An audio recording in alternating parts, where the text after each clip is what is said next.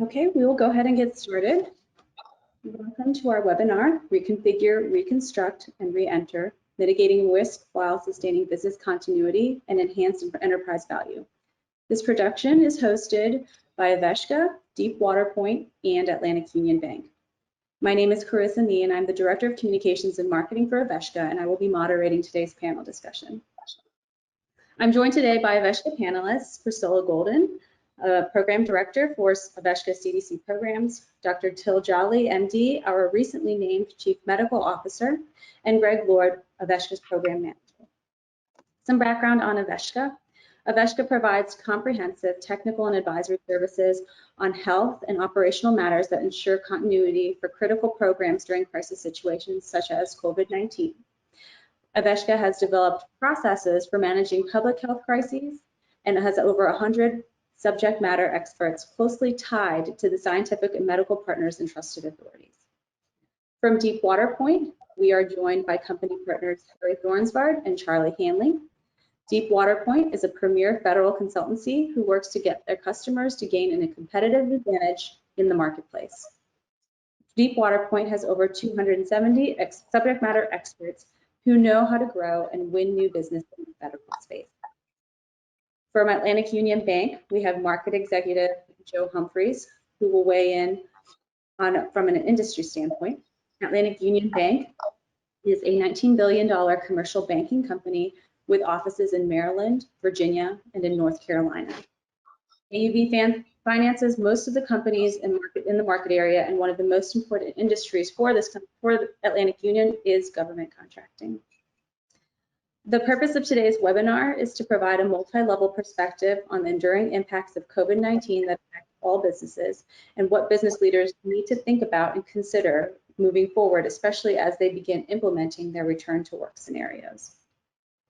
The format of this webinar will be about a 40-minute presentation or discussion really amongst the panelists and a 15-minute Q&A session at the end. As we go along, we'll try to field your questions to the panelists within the discussion or address them within that Q&A portion. Attendees are joined in by listen-only mode, so please use the chat feature if you have questions. If by chance we do not get the opportunity to address your question during this webinar, a representative from Aveshka, Deep Water Point, or Atlantic Union Bank, respectively, will contact you and directly answer your question. Today's presentation will be recorded and it will be made available for participants to view at their own convenience.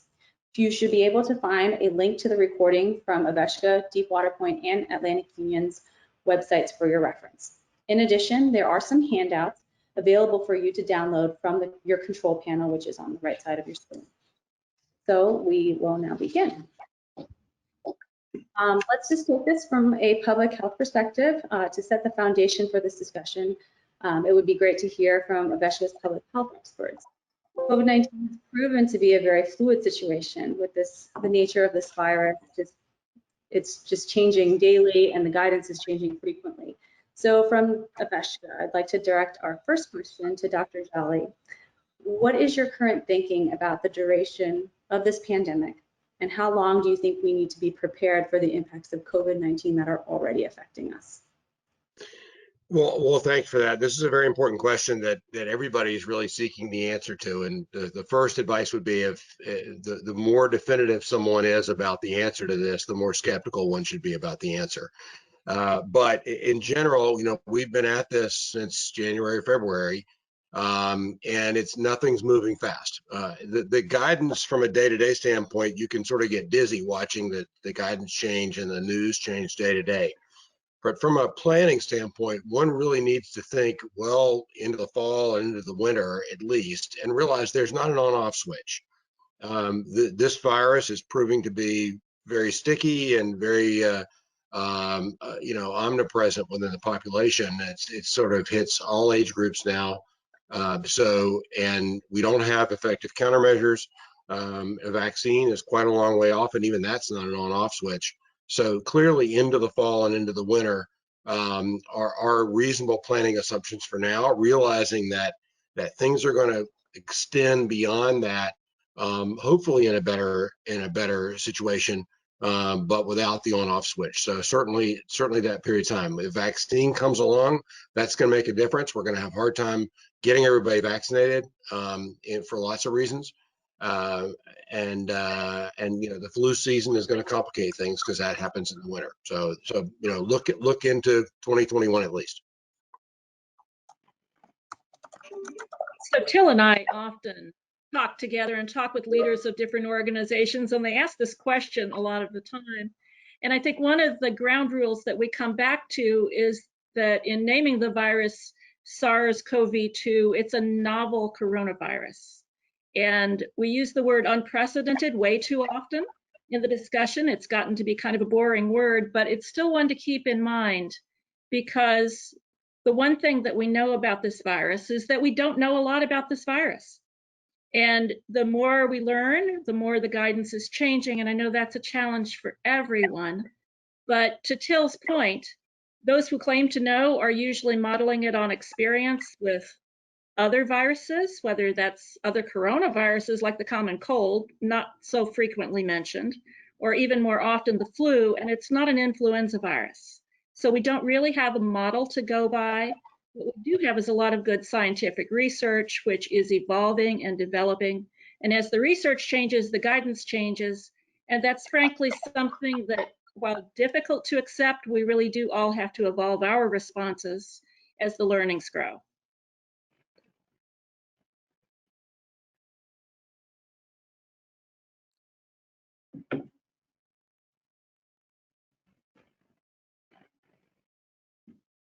Chris, are you on mute?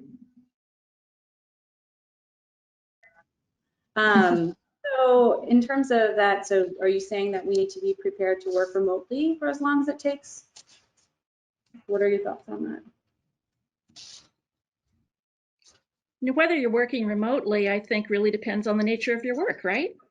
What we need to do is be prepared to work safely for as long as it takes. And some of that comes back to the public health fundamentals that we've all heard and we've all gotten a little bit tired of hearing: wear your mask, social distance, try to maintain some distance from the others that you're working with. Sometimes that means going into the office because that's the nature of the work you need to do, or going out into the community because that's the nature of the work you need to do, but continuing to take precautions for as long as it takes. Okay. My next question would be directed to Harry. What is one of the big takeaways that you've learned from remote working with your clients and customers? Well, thanks for asking that, Carissa. It's, I think I'm going to coin a term that Dr. Jolly just used. He said there's no on or off switch for what he was talking about. From a working remotely perspective, I think I'd have to say there's never an off switch. You're always on. So I think we've all participated in a lot of webinars and things like that over the course of the last 4 or 5 months as we've been going through this process. And the executives of businesses that I see, when you look at them and you're talking and you're having the conversation, everybody looks tired. And I think there's a reason for that. The reason is, what was the connotation of working from home 5 years ago? Oh, okay, you'll shrug your shoulders. Yeah, he's working from home, in quotation marks. We're really working from home now. You're always on. You're always willing to take that next meeting because you don't want people to perceive you to be not really working as hard as you did before. So the consequence of that is you're actually working harder than ever before, and you're not getting any breaks. You're not going to lunch anymore with colleagues or taking clients out to lunch. You're not spending a lot of time in your cars where you have a chance to decompress while you're listening to your music or making another call or something like that. For me, it was, I live in the Outer Banks of North Carolina, and for me to come to the Northern Virginia area, it's a 6-hour drive, and I did that every week.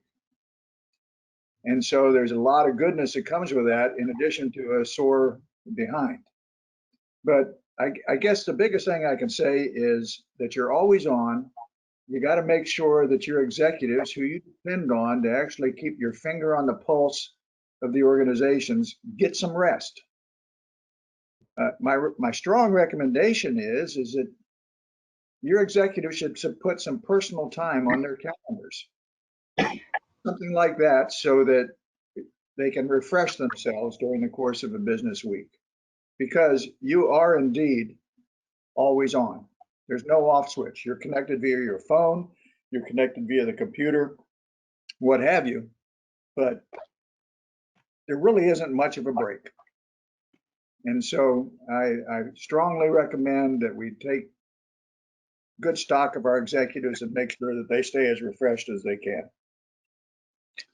So that's what the takeaway that I've come up with. I mean, the shift is from the workplace to the home.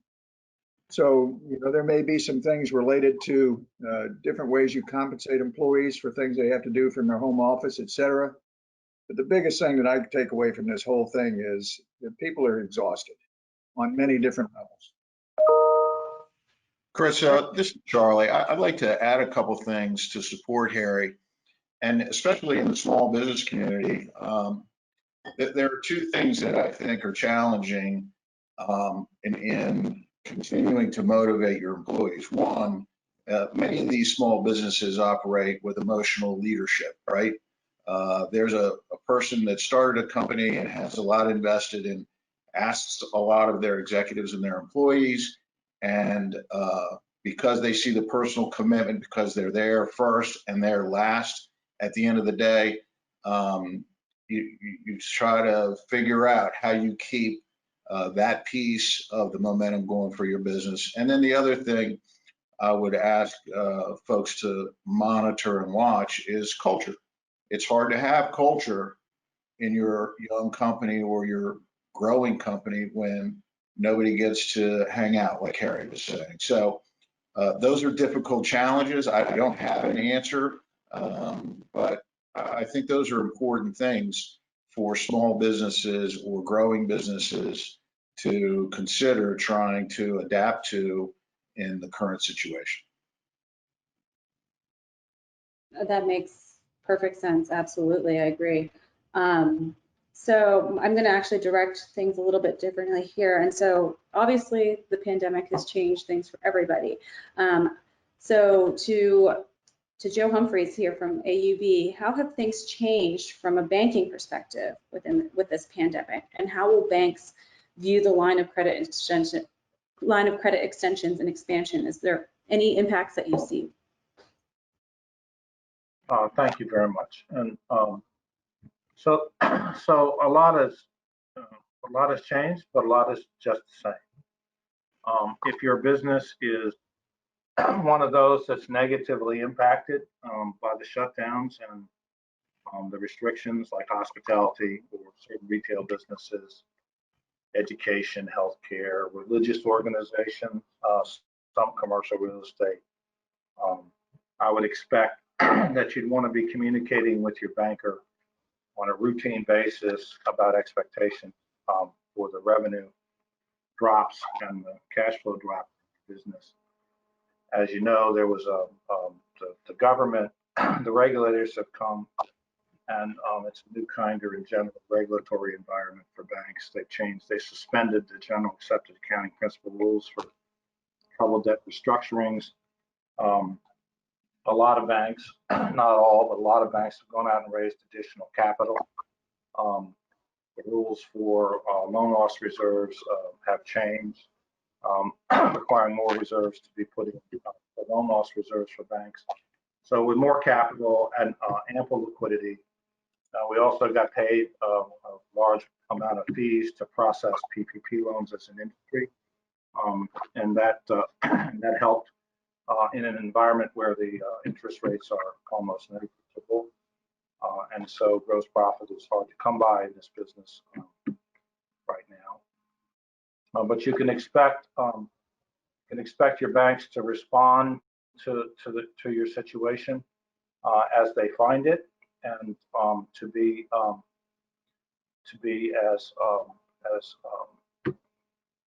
be as kind and gentle as possible, assuming that the business isn't a zombie business. If you're running the Salt and Pepper Museum in Gatlinburg, Tennessee, you may have no revenues, right? So if you're running the Boxing Hall of Fame in Canastota, New York, you might have no revenues. And you may have to have a conversation if you have debt. But forbearance and is sort of the watchword of the day so far. The PPP loans and the forgiveness that will come for businesses that were adversely affected will help capital. And so just communicate with your banker and tell them what your situation is. Not all businesses were affected.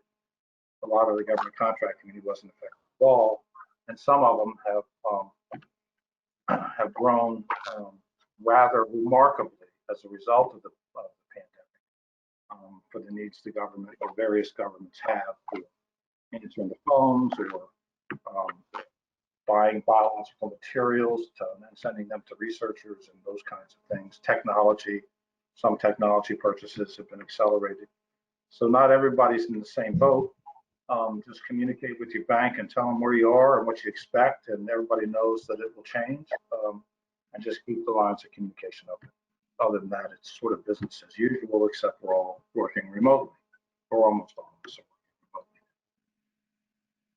Great, thank you for that. Okay. For that update. So, I mean, to Deepwater point, how do you, I guess on your end, what are the changes that you've seen from your perspective for the pandemic in terms of your business and progress? Has work slowed down? Have procurements been delayed or canceled? Charlie, would you like to answer that question? Chris, in terms of the federal market, look, the government didn't close. So work has continued and transactions are occurring and programs are moving forward. Not surprising to probably, I mean, anybody on the call, the government is already accustomed to working remotely and granting flex time for their employees. So not as big of an impact probably on the employee community federally as it might have been for some of the systems integrators around town. We have seen contract extensions, but I couldn't say that more than usual, given the delays that always existed on the marketplace. It is harder to get to the customer, particularly in the intelligence community. So even in a difficult spot where it's, in the IC community to get and see the client, it's even more difficult now, given some of the restrictions. There's been, no surprise, increased spending, contract growth, and revenue expansions for companies that are in health-related accounts, NIH, CDC, DHA, et cetera. So no real surprise there. Some agencies are going to use the easy button, right? And they're using the easiest methods to transact. For instance, at the Department of State, there seems to be a significant amount of ANC related business. And one final point here in terms of what's going on in the market and a takeaway for folks is I think it's probably an advantaged time, even more so than usual, to be an incumbent, because not only do you have the contract, you have some amount of access. Access is key to developing differentiation and customer intimacy that new competitors will want and desire. So as you look across your pipeline and see that you have your contracts coming up for renewal, maybe there's some comfort in that. So Charlie, I think I'd add a little bit to that as well, in that you are absolutely correct. The federal government is wide open for business. As a matter of fact, they still got a lot of budget they have to get spent. They've got to get things under contract as they're related to COVID or as they're related to other parts of the federal government. Easy button is the right thing to say, I think. So the use of OTAs and other ways of getting under contract, or the phase 3 SBIR program, or things like that, where you can get things under contract fairly quickly, are all good ways to help the federal government be able to obligate the funds that they're required to obligate based on their budget years. Especially if you're not an incumbent. Yeah, exactly. Right. and that's the federal government, but state and local government are also an important part of a lot of the work that people in the DC area do. And some of the states and municipalities will be having some challenges with regard to expenditures relative to revenue collection. So you need to be in constant communication with your customer to see what their funding levels look like and what the cuts might look like, because they will be coming unless there's some relief in another way. So, Carissa, that's all I had. Okay. So then You're what? on mute again. So Harry, sorry, what do you think that that businesses should be doing during this time? Like, has the federal marketplace actually changed any of their priorities?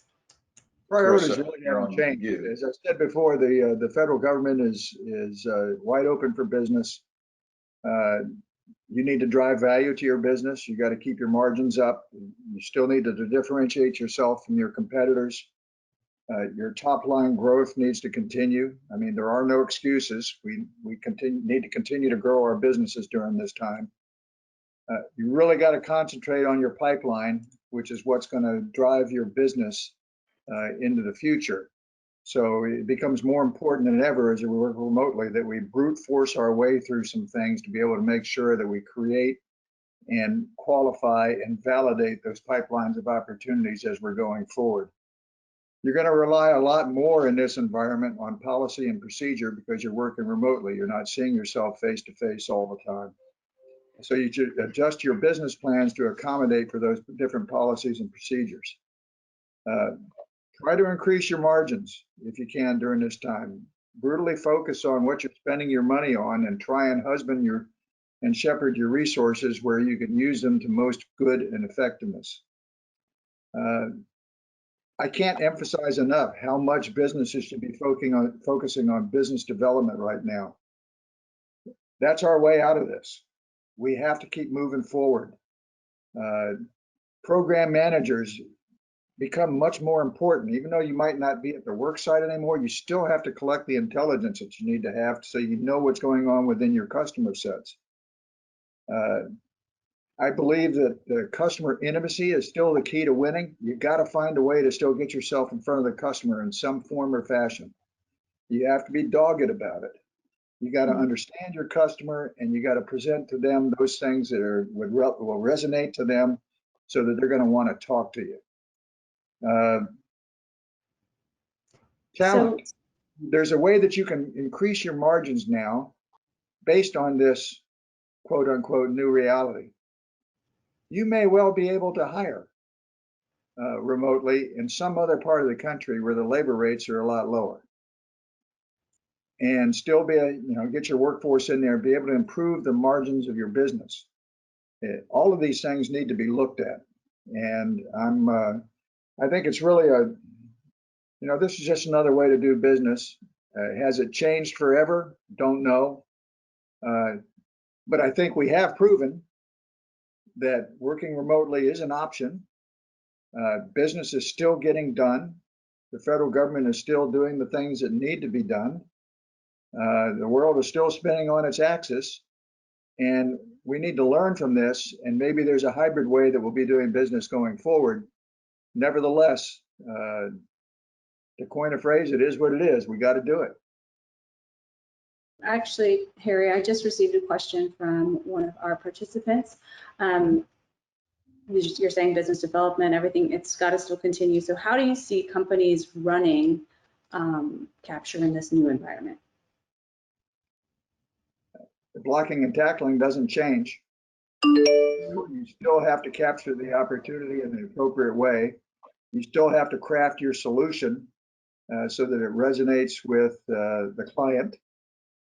You still have to differentiate yourself from your competitors.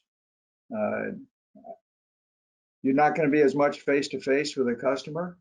You're not going to be able to shape the opportunity in a face-to-face way like you have been before, unless things lighten up a little bit. But there's still different ways of doing this. You got to find different and creative ways to get in front of the customer. Charlie, what do you think? All right, well, I completely agree with you, Harry, and this is going to sound a little self-serving for Deepwater, but there are a lot of ways and companies that are like ours that are out there and have relationships and retirement and so that's another way for BD. Charlie, you sound like R2D2, buddy.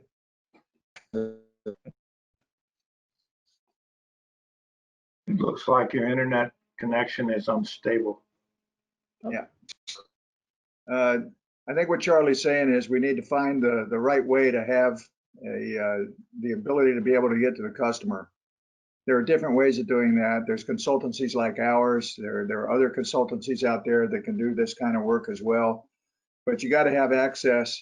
You got to be able to get in front of the customer in some way or fashion so that you can understand their hot buttons, what their problems are, and things like that. If you're able to craft those solutions in that manner, then you're more likely than not going to be successful, or at least be able to craft a compelling proposal. I hope that answers the question for the person who asked. And Carissa, I think our customers, a lot of the hot buttons are really around how do they safely re-enter? How do they safely re-engage and not only engage with their customers, but engage with their staff? And Greg Lord on our team has been doing quite a bit of research in that area and may have some ideas to share. Perfect.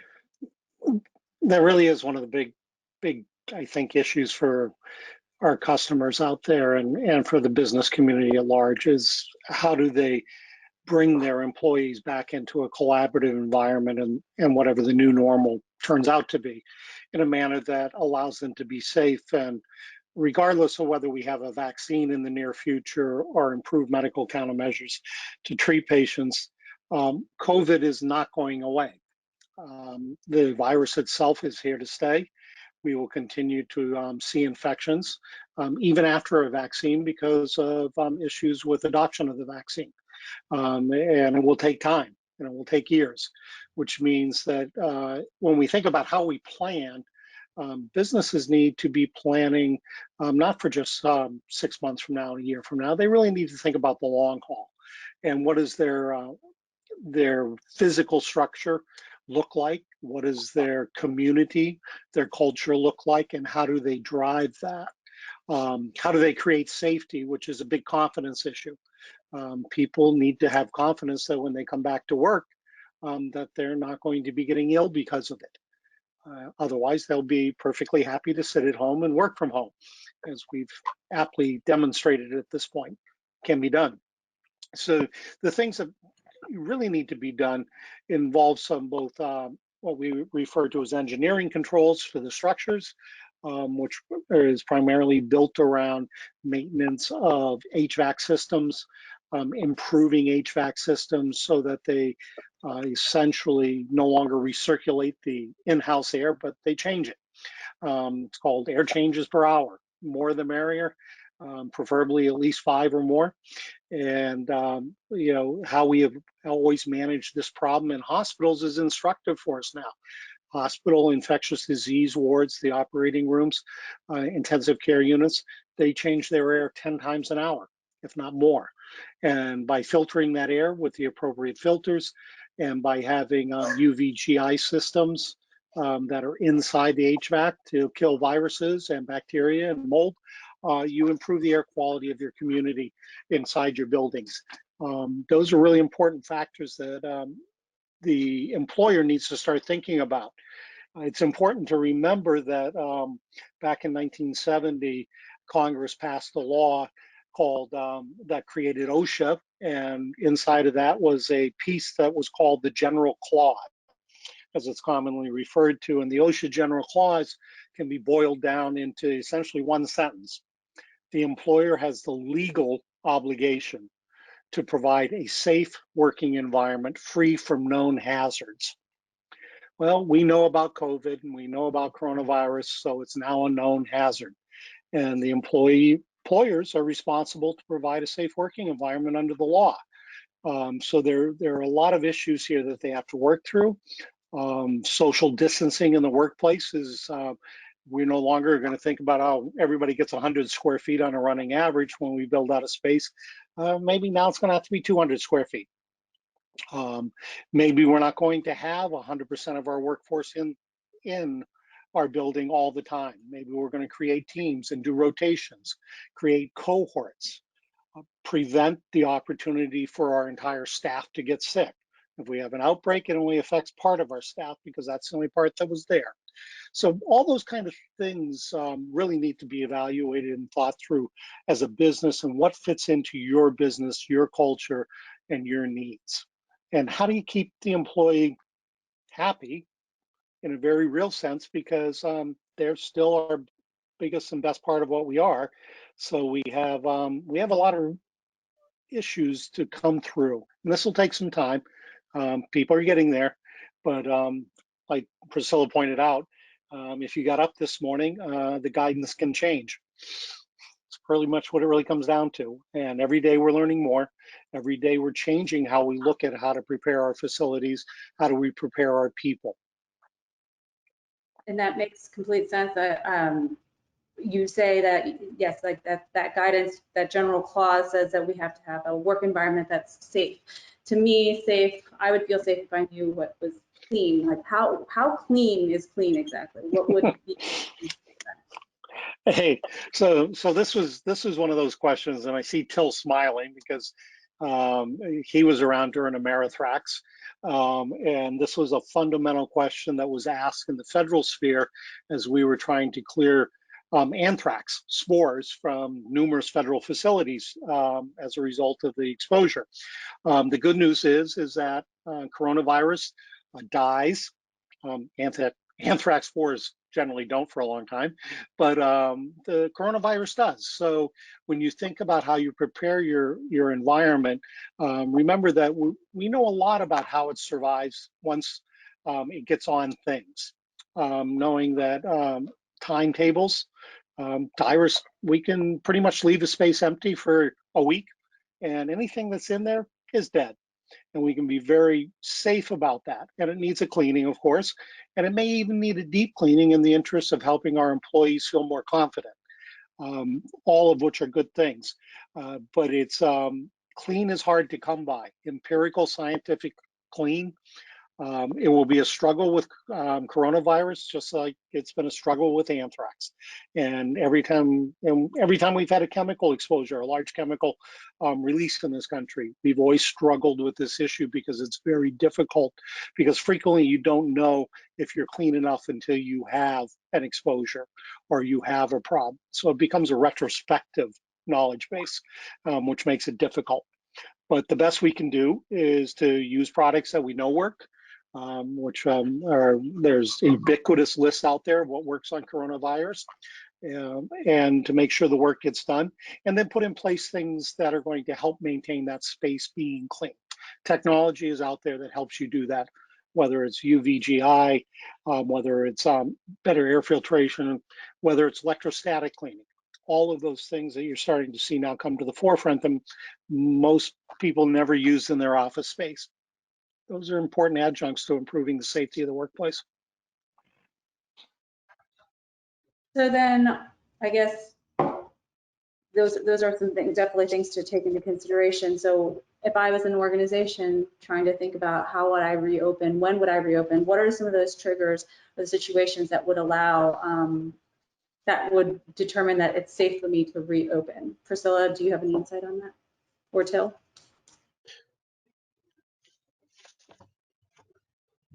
Actually, I'll go ahead. Yeah, thank you. I think, you know, and back to what everybody has said, there's a lot of detail in this, and there's a lot of science behind this. And I'll sort of speak partially clinically and partly from a risk communication standpoint. For your employees, for your customers, for people that need to go in and out of your spaces, or for your employees that need to go in and out of other people's spaces, you know, the planning and the science and the facts behind this are key. And the way that you describe this needs to be science-based, but also has to be understandable. There's going to be a wide range of knowledge, and everybody reads the paper and everybody watches social media and everything else.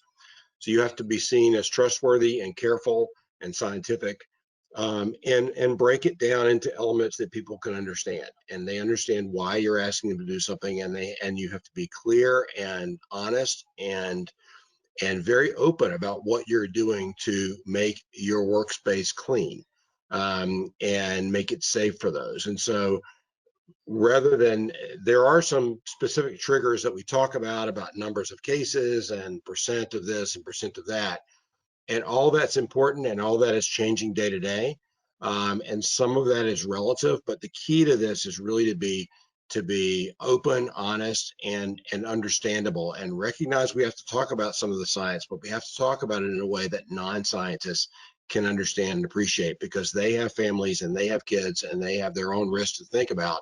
And also be open and honest about the things we don't know. And if it's okay to change plans over time, but you have to say why you're changing them, and what the basis for that is, and be open about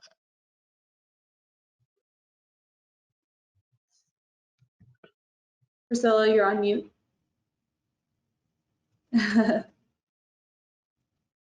No wonder I tagged it to Till and you didn't even hear me do that. I said that too. Till and I talk to leaders of a number of national organizations on a regular basis. And we take a look at the scientific data that are out there.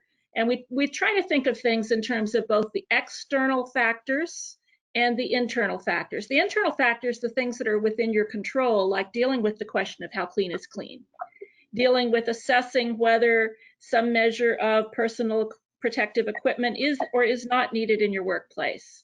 Are you going to have face coverings required? Are you going to supply them? So a lot of those things are within your control as a business. And then there are pieces that are outside of your control that also affect the confidence. And looking at those scientific triggers, I think probably the most important thing is it's very, very local and it's very, very changeable. And so working with your organization's leaders, that your reopening strategy may well be on a location by location basis as things improve in certain, it's not even regions, it's not even states. I mean, we look at things at a county or a metropolitan statistical area and help leaders understand what the conditions are where their regional and field offices are, and help them with the process of thinking through decisions. And then really obviously it's up to them what they choose and what risk factors, how they mitigate the risks by putting the internal procedures we just talked about in place. Great, thank you, Priscilla. I'm going to change tracks here and get perspective from industry standpoint. Joe, can you, and I know there's been some news on this lately, but what are the latest updates on the PPP loans and forgiveness and repayment loans? So I think the forgiveness applications, a short form and a long form, are completed by the SBA. Atlantic Union's actually doing a webinar on the 17th at 2 o'clock on PPP forgiveness, and has some SBA folks that are going to talk about what that looks like.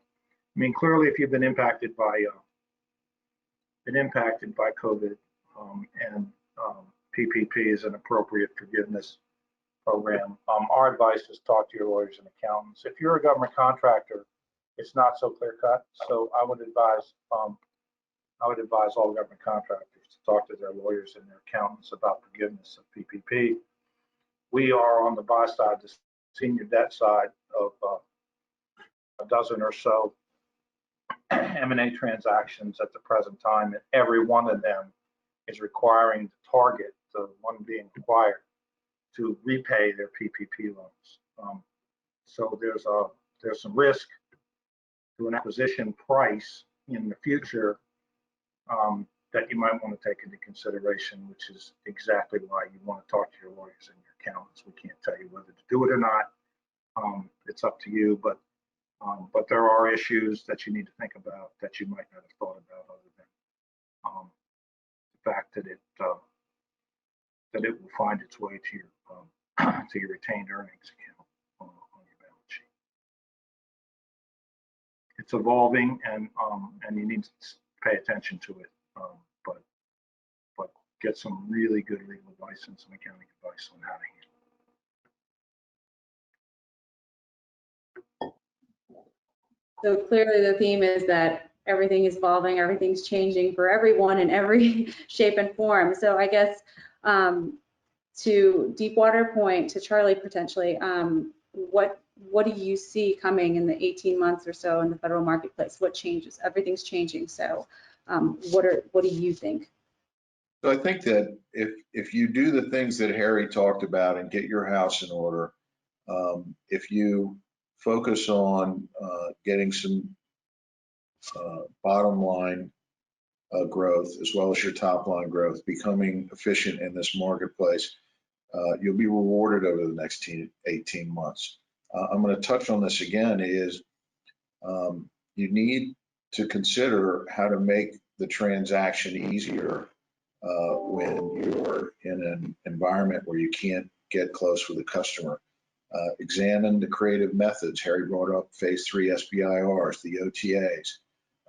Re-examine where you are with your JVs and your mentor-protege relationships and your CTAs. I think in addition, if you have a portfolio of a pipeline that is mature and it has a waterfall associated with it with regard to your revenue and its contributions, and that you have the best-in-class vehicles with your DSA schedule, then the companies are going to get looked at favorably, not only through the bank, but if you're considering an acquisition, those are the things that you show up with and you're ready to not only say, here's what I've done in the portfolio and how I can continue to grow my business, but here's what I've done also given the current condition as a mature management team to address the current issues. And in fact, I've used this time to increase or improve my performance.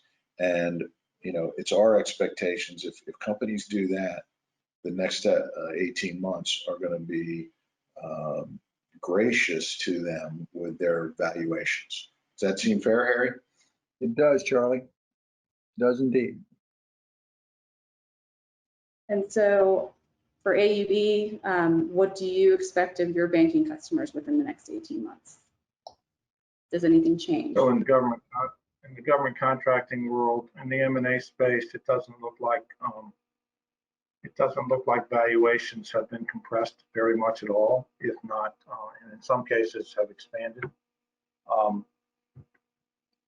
And so we expect much more activity in the M&A world as there's lots of money floating around looking for a place to land.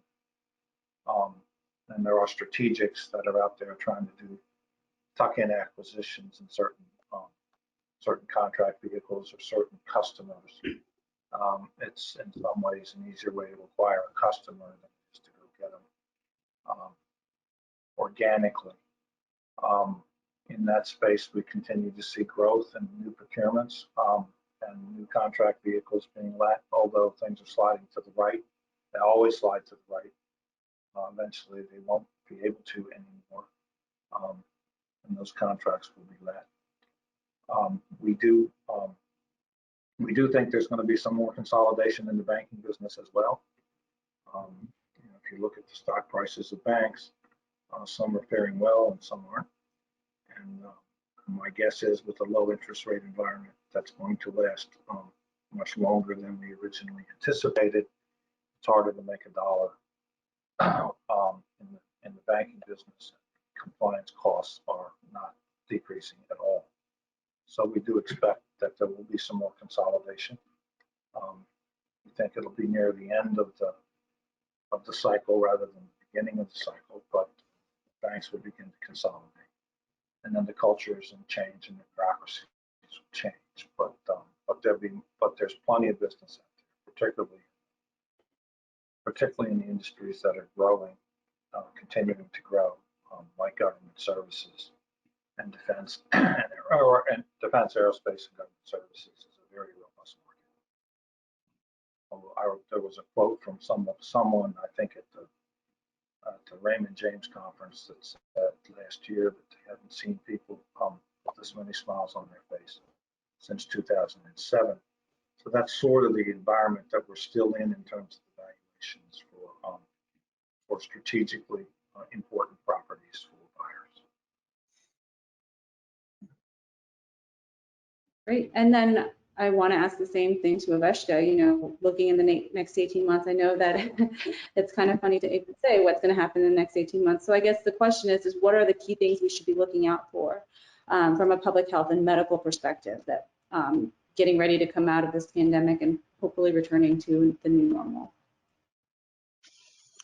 Well, I think we need to keep watching the data and keep watching reliable sources of data. Obviously, the case numbers are important and how jurisdictions handle them. I think we're having, you know, you don't want to think of what we're doing now as experimental, but there's some very interesting experiments going on in the coming weeks to months about what happens when you put people together in spaces, in schools and in colleges and universities, and now in workspaces that are starting to open up.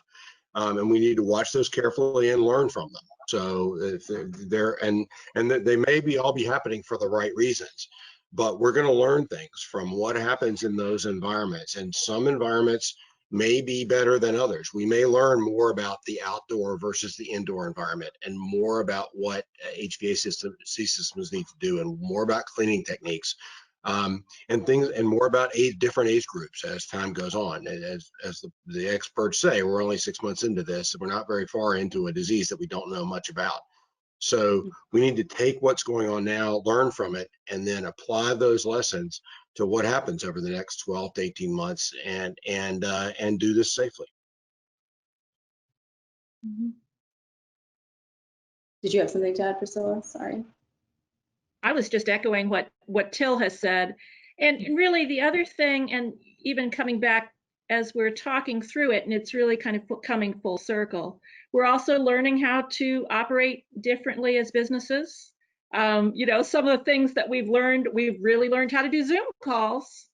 You know, we've learned how to interact with each other a little bit better at a distance in a positive way. We need to consolidate that, as I think some of the folks from Deepwater Point were saying really at the beginning, in thinking through what is the new strategy, how do you incorporate the business learnings as well, and how do you also create a more healthful workplace, which I think people are starting to not take that for granted nearly as much as we may have 3 months ago, much less 6 or a year. Certainly. Okay, so I have actually a question that just came in. What would be safe formats for a company to have team building events besides a Zoom call? Nothing wrong with a Zoom team building event. In fact, they do help. I mean, in all seriousness, helping the people to understand and helping to refresh the virtual water coolers, to helping find ways to make those fresh and new as this drags on, really is of value. I think otherwise, and I'll turn to my, you know, more credentialed health colleagues, there's a lot to be said for events outdoors. There always has been, in terms of encouraging people to socialize or do activities in an outdoor environment, and that's probably a place to start. I'll turn to Greg and Till to tell me yes or no. Yeah, a couple of things about that interesting, and I'll play a little bit off of what Harry said earlier about getting people rest. We, you know, all of our schedules, we can all bring up our Outlook calendars, and we could see a series of call after call after call that have a business purpose or a clinical purpose or some purpose. And we were starting to hear, before the pandemic, we were starting to hear about businesses that were much more remote and were going out of their way to have creative ways to have social time with people who normally wouldn't interact with each other, but would have interacted around a water cooler. And putting that into a business strategy and saying, we're just going to have, you can talk about your kids and their little league games and their school struggles and whatever else, and not talk about work at certain time is probably not a reasonable strategy. And then, you know, I think we'll learn a lot about, as Priscilla said, outdoor gatherings and team building, depending on the size of the team and the geography, and how those might be able to be accomplished, you know, in a socially distant, safe way. So some of our customers have done things like have Zoom children's art contests, or found a favorite restaurant that they wanted to make sure got through the pandemic, and ordered to-go food for a bunch of their employees every other week so that they were busy, and all kinds of other things that sort of aren't related directly to business, but certainly help with culture, and with checking the attitudes of the people that work with them.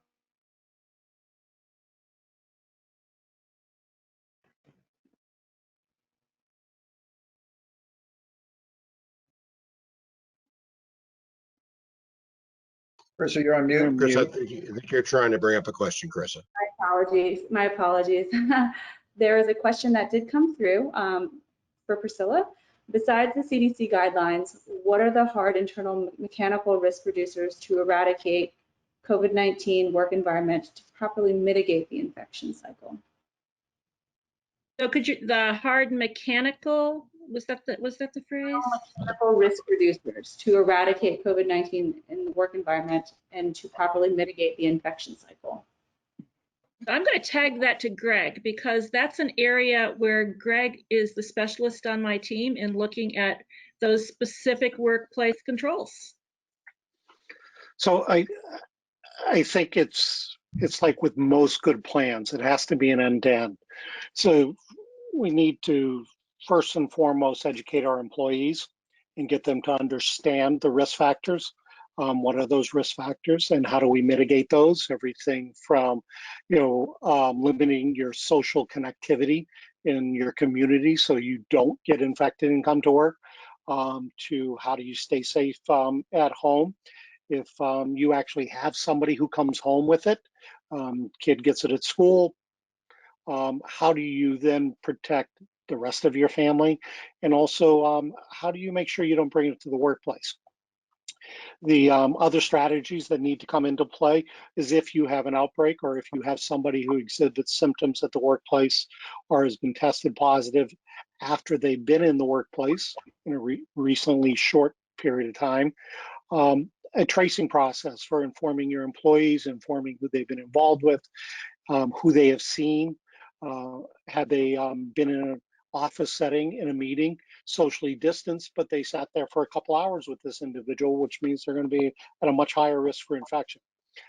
Those processes will allow you to then help stop an outbreak in your facility, your community, by the simple process of informing those people and getting them to quarantine, even if they're not having symptoms.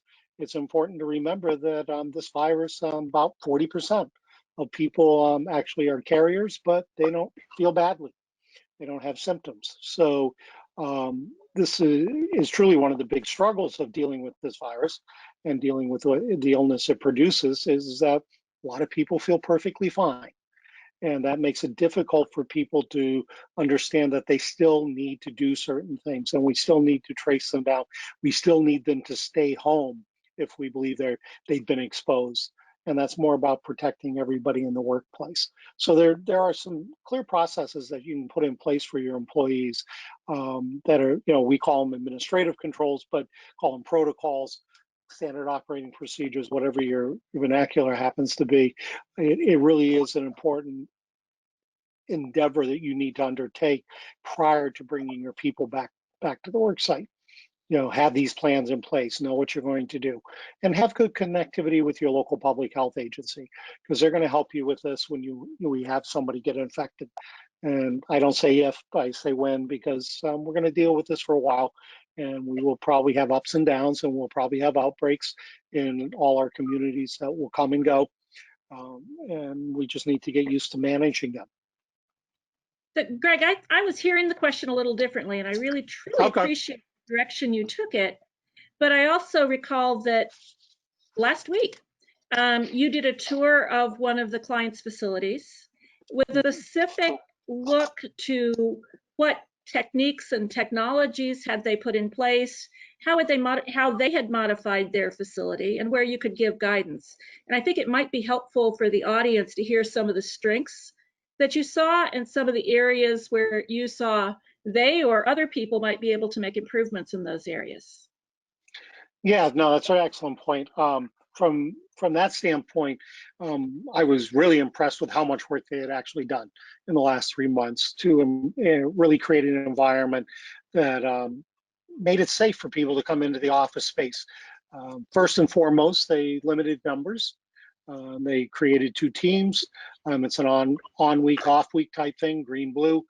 They ensured that there was ample signage in the building to guide their employees. Elevator use, a couple of people at a time, stand in the corner, those sorts of things. A tremendous amount of hand sanitizer readily available pretty much every time you turn a corner. You can wash your hands. Masks are required to enter the building. They currently are having probably about 120 people a day in the building, and they're doing it in a very socially distanced manner by the way they've developed their process and educated their people. So there's a lot of strength in taking the time to process these plans, create an environment.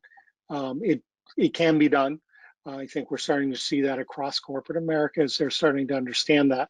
Some of the more important, I think, avenues that they've embarked upon really were about educating their people and getting their people to understand that there are processes they have to take both at work and outside of work to protect their partner employees and the people that they come to work with, and limiting that. They did away with having to put in a PIN number at the security turnstile. They just have to swipe their badge.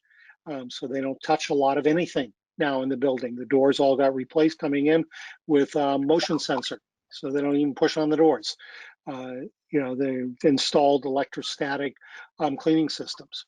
All valuable investments to ensuring the environment stays clean. Thank you, Greg. It looks like we have 2 more minutes left. There is one last question. I don't know, Dr. Jolly, if you could answer this one in 2 minutes, but someone requested information on your thoughts about the Russia vaccine. Yeah, this will probably be a quick answer. It's way too early, in my opinion, to have anything reliable. From what we know, we don't know much from a data standpoint at all.